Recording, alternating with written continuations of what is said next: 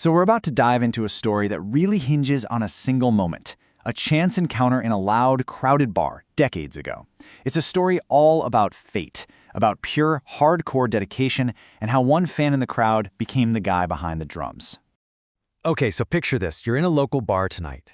There's a band on stage, and the guy just driving the whole sound, the engine of the whole thing, is a drummer named Flash. And for him, you can just tell, this isn't some big performance. It's as natural as breathing. He's totally in the zone, a master of his craft after doing this for decades. But here's the thing, he wasn't always that guy. To really get the full picture, we've got to rewind. I mean, way back. Because long before he was laying down the beat, he was just another kid in the audience, hoping to hear some good live music. Our story really kicks off back in College Park, around 1989. The local music scene is just alive. And there's this band called The Slide, and they are grinding, trying to make a name for themselves. Their frontman, a songwriter named Stu, is hustling for every single gig they can get, including this one really important show on Thanksgiving night at a bar called the Paragon. Now you have to remember, this was a totally different time. This was before the internet, before social media. This was the era of the analog hustle. We're talking hours on the phone, cold calling bars, hand drawing your own flyers, and then spending all your quarters at the local Kinko's running off copies. The Slide even had this awesome, catchy logo, a woman on a sliding board that really made their flyer stand out.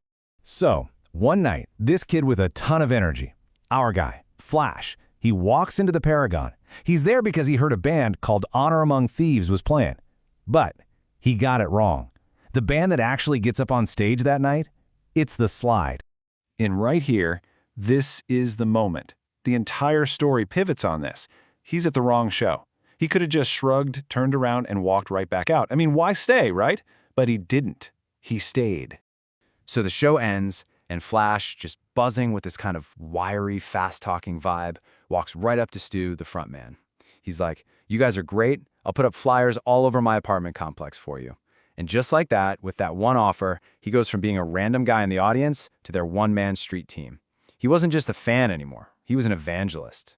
And then comes the line that sets this whole thing into motion. One day, Flash looks Stu right in the eye and says it, with total confidence. "One day, I'm going to play drums in your band." Now you can imagine that's incredibly flattering. But also, let's be real, it seemed impossible. Flash didn't even own a drum set. Stu, being a good guy, didn't want to just lead him on. He was straight up with him. He said, "Look, if you're serious, you have a massive mountain to climb. You've got to get a kit, you have to learn from zero, and you have to get really good really, really fast." He wasn't offering him a gig. He was showing him the long, hard road he'd have to walk just to get a shot. But then, well, life does what life does. The music scene is tough. And for a bunch of reasons, The Slide just dissolved. They called it quits. The band was over. And it looked like that tiny window of opportunity for Flash had slammed shut before it even cracked open. But, and this is so important, when the band was gone, Flash was still there. His loyalty didn't skip a beat. He was still showing up, still listening to Stu's songs, still part of the scene. And that loyalty, that just being there, combined with the band's breaking up, well, it created a brand new door. See, Stu wasn't done with music, not by a long shot. He wanted to build something new out of the ashes of the old band. And who was standing right there in front of him? The kid who made that crazy, bold promise. And all of a sudden, that impossible one day turned into a very real, "Okay, let's do this. Now." And this part is where you just see the sheer will. Flash got a drum kit, and he practiced like a man possessed. But what about when he couldn't be on his kit? Get this, he'd hold a basketball between his knees and practice his rudiments on that.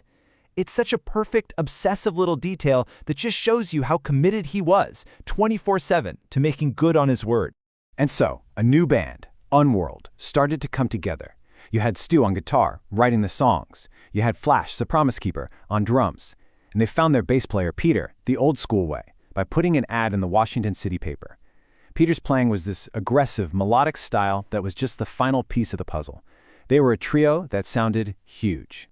Their sound was intense. It pulled from themes of heartbreak, rebellion, fighting against just fitting in.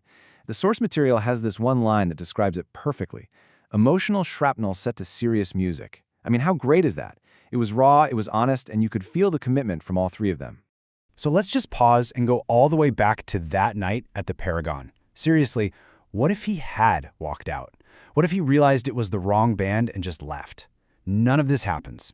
No flyers, no crazy promise, no practicing on a basketball, and no band called Unworld. His entire future changed because of one tiny decision to stay and listen. So you can just draw a perfectly straight line from that hyper kid running around with flyers. They actually nicknamed him Chachi, to the seasoned, methodical pro you see on stage today. The journey from fan to musician is complete, and it all kicked off with that one lucky mistake. And when Stu, the frontman from that first band, stands in the crowd all these years later and watches Flash play, he can't help but think back to that promise. The one that sounded so flattering but so impossible back then. And after all this time, looking up at that stage, the verdict is really simple. He meant it. Every single word.